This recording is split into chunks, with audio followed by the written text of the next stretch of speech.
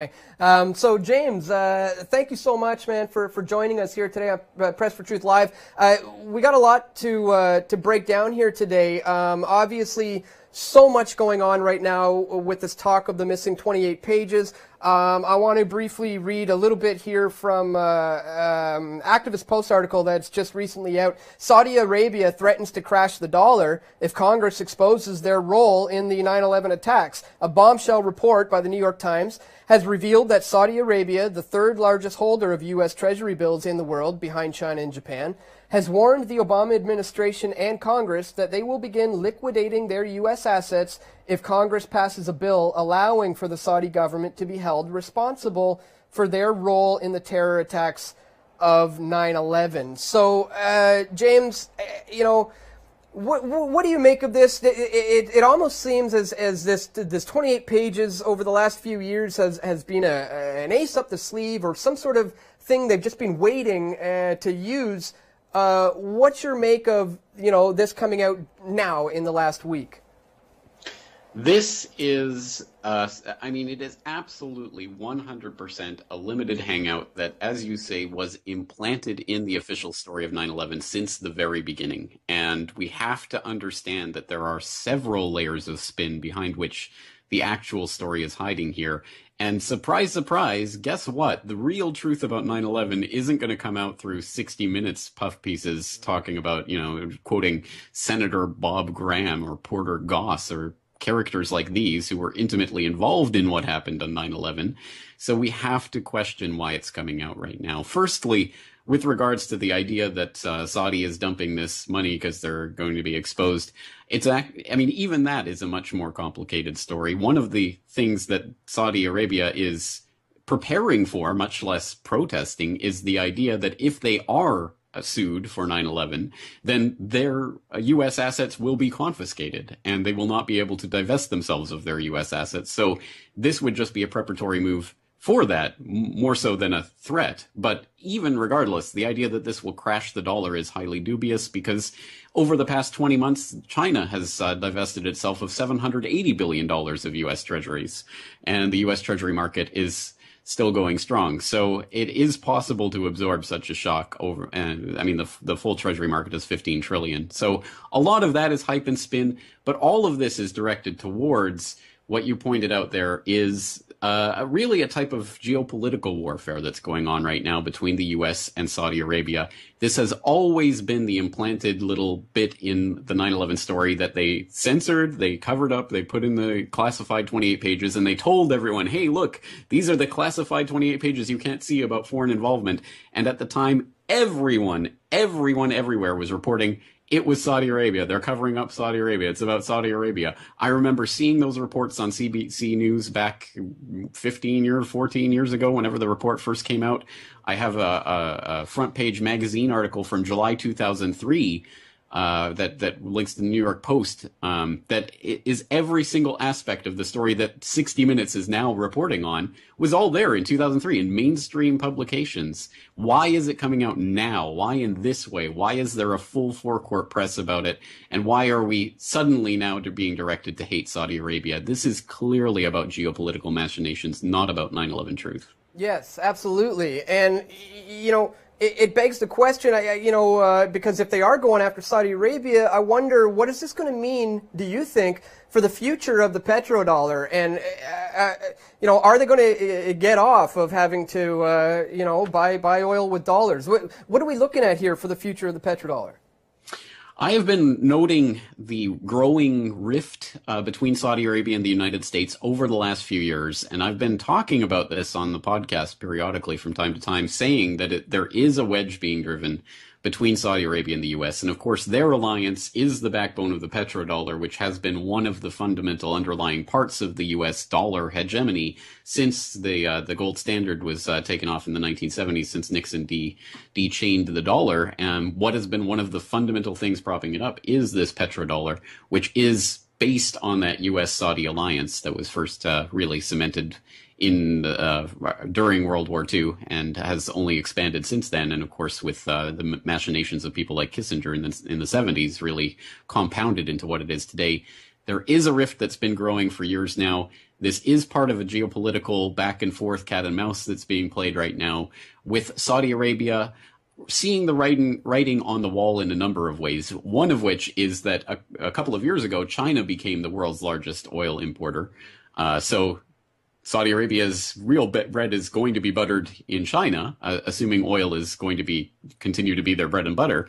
But even that, longer term, is not going to be the case. And that's why Saudi Arabia is now talking about selling off part of Saudi Aramco and creating this $2 trillion slush fund that they can use to try to transition the country off of oil. In a number of ways, the fundamental alliance between U.S. and Saudi Arabia that's existed for decades is shifting. And I think the U.S. is trying to keep that stick and say, hey, guys, you better not get too far out from under our umbrella because we can hit you with this stick at any time. And that's why back a few years ago when I was reporting on this, I did a story called 9/11, the CIA and the Art of the Hangout, where we talked about, again, at the time, this 28 pages and the information about these two alleged hijackers who allegedly hijacked Flight 77, which allegedly hit the Pentagon, around which all of this 28-page nonsense is revolving. At the time, I interviewed Kevin Ryan about it, and he called it, I think brilliantly, he called it the Get Into Saudi Arabia free card. That's what this 28 pages is about. That's why you've got Bob Graham and Porter Goss and all of these Congress critters who helped participate in the 9/11 cover-up coming out about this. And that's why this is really not about 9/11 truth. It is about having the potential to have, if not outright warfare, at least a type of geopolitical or financial warfare against Saudi Arabia in order to keep them in line. What we're hearing, coming from the mainstream is, well, don't you know, 15 of the 19 hijackers were from Saudi Arabia, so that goes to say something. But maybe they're forgetting the fact, or they don't know, that the CIA was involved with the hijackers. I mean, that has been uncovered. I mean, yeah, I wonder why. Yeah. There's so many things to point out here. I mean, one of which, yes, okay, 15 of the 19 alleged hijackers, again, Saudis, were coming through with Saudi passports.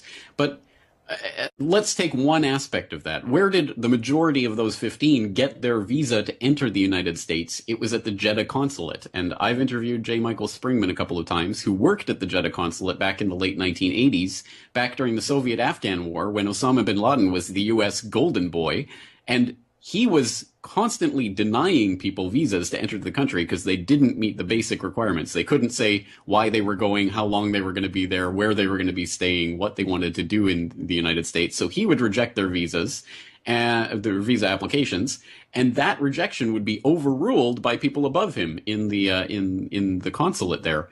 Eventually, he got the inside skinny on some of the machinations that was going on there. There were CIA agents in the consulate, as there usually are in places, in embassies and consulates around the world, that were overriding him because, again, Osama bin Laden was their golden boy in Afghanistan, and they were bringing bin Laden men over to the U.S. for training so that then they could ship them back to Afghan to fight those damn Ruskies.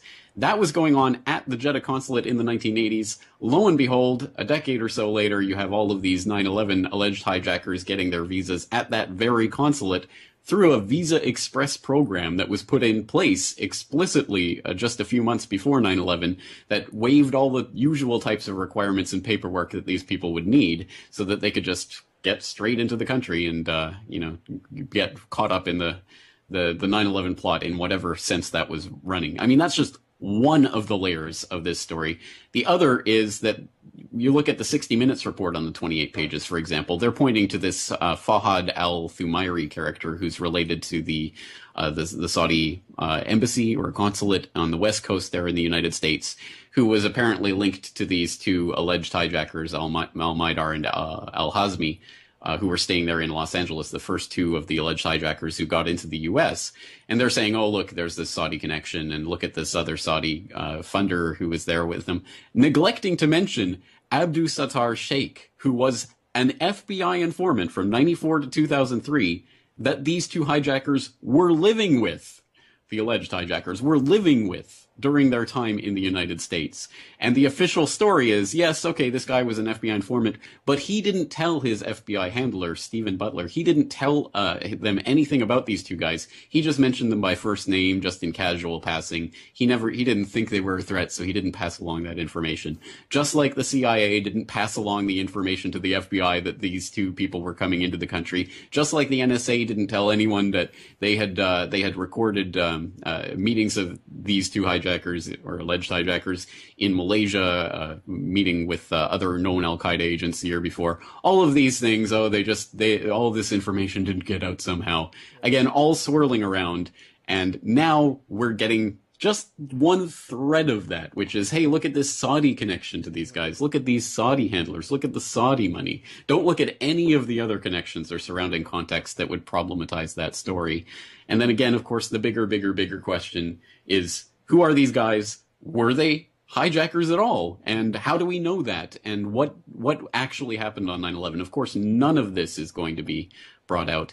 It's all going to come back down to what they already have implanted in this story, which is that it was the Saudis, and it wasn't even the Saudis knowingly trying to commit or help in this terrorist attack. It was just that they were funding these Al-Qaeda guys. And so, it ended up turning into 9/11.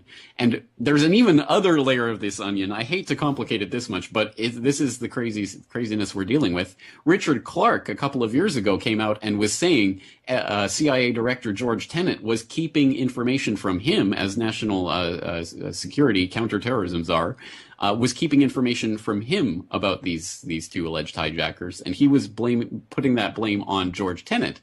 And his theory was that the CIA was trying to flip these two guys. They were trying to recruit them, but it got out of control and they went out and did the 9/11 plot. And, lo and behold, just another intelligence failure. And again, what's the ultimate solution to a problem like that?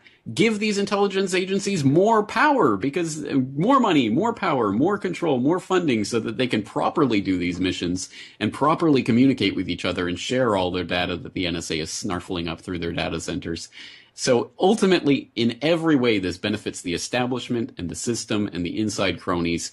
And unless and until I see some orange jumpsuits on Bush and Cheney and all the neocons and all the intelligence operatives in all of the places that were helping in 9/11, I'm going to say that this is nothing more and nothing less than a limited hangout. Yeah, I would agree, James. It seems to be shifting the blame certainly away from the American government and more towards Saudi Arabia. And now you have, Obama saying that he's going to plead to Congress to block the passing of this piece of legislation into law. And people are saying, oh, well, Obama's covering up for the Saudis. And, Hillary was sort of asked about it, and she just kind of said, well, of course we have to do whatever we have to do, to fight terrorists. So it seems like just such a psychological operation, really, on the people right now to get them not focused on the real solution and the real the people who actually caused this, but rather on other matters essentially. So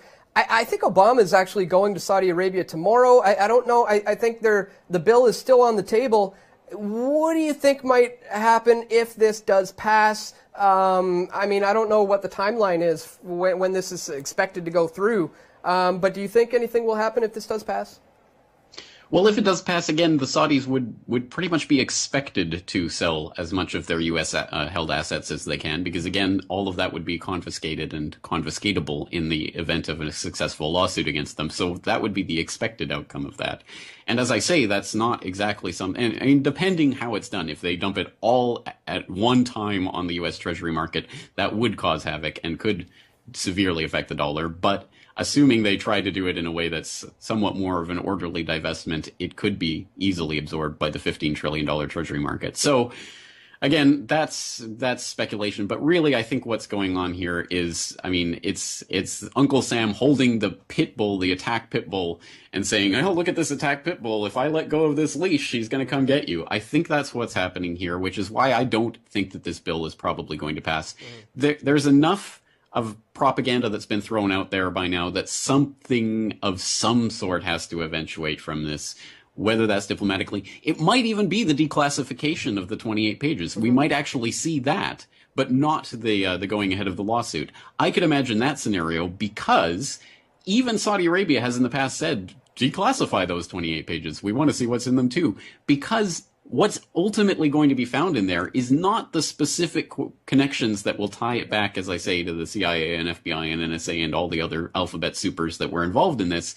It's going to be kind of nebulous. Oh, well, there was some money that came from these people. You know, it was just because they were funding all these different people and organizations that they knew was linked to terror, but they didn't know what was going on. That's the extent that I expect this hangout to go to. And maybe a few heads will roll, but none of the important ones. And as I say, nothing will come back to any of the people that we know on the inside who had to have been involved in this plot. And of course, all of this diverts all the attention away from any of the other aspects of what 9/11 Truth talks about or is identified over the years. All of did Saudi Arabia coordinate the drills that were going on in that morning? Were they running Able Danger and able to somehow stop Able Danger from going forward with its investigation into people like Mohammed Atta? Were they running a PTEC and that was working on the interoperability of the Pentagon and the FAA on the morning of 9/11? Were they involved in all of these other things? Were they rigging WTC-7 to go down? I mean, there's so much more to this story, and now we're being asked to concentrate on this 28 pages as if that's the whole clue to the entire 9/11 puzzle. Yeah, no, I agree. They seem to always kind of pull these ones out when they need them. I find it interesting, too, that this is coming out almost in the same week as this Panama Papers release. You know, they got these aces up their sleeves that they can kind of use at any time. And it is interesting that we're hearing this in the same week as that leak. I mean, it seems kind of obvious to me. Yeah. So I guess any final thoughts? I mean, on just the bigger picture here, on what people need to understand moving forward, because we have made some good headways with 9/11 Truth, and we certainly don't want to take two steps backwards. So, you know, what sort of advice might you have for the researchers or people looking into this, you know, moving forward? Well, as with any limited hangout, there will still be something put forward out there. And even if it is only the sense in the public that, hey, wow, there really has been something that's been covered up for the last 15 years that's only coming out now because of political pressure. I mean, even the most brainwashed of the brainwashed will be able to understand that there's something fundamentally wrong with the entire system in the process if that is able to happen. So if this does come out, if the pages are declassified and if there is more coverage of that, yes, it will only go a very short distance towards 9/11 Truth, but it is at least the potential foot in the door for a larger conversation about that. And I hope that people in the alt media and people who support the alt media will be ready and willing and able to get that information out there and inject it into the mainstream conversation. I mean, over the past decade that you and I have been doing this, I know I've seen it. I'm sure you've seen it from your perspective. The alt media has made incredible inroads in the general conversation that's happening in society, to the point where people understand what a false flag event is, even if they don't believe 9/11 was one. We have made some progress with that. I think there's a lot more progress that we can make, and we can use stories like this to leverage some real truth about 9/11. So if it's, I don't know, I mean, sharing the 9/11 conspiracy theory video, if you like that video, share that out and say, hey, they've lied to us about 9/11 for 15 years. What else are they keeping from us? I mean, that's the potential good point of this, and I think we have to use that leverage to try to get the real truth about 9/11 out there. Well said, James. Let's use this to up our efforts to get the actual truth out, you know, and to, you know, pick through some of their BS essentially. So once again, James,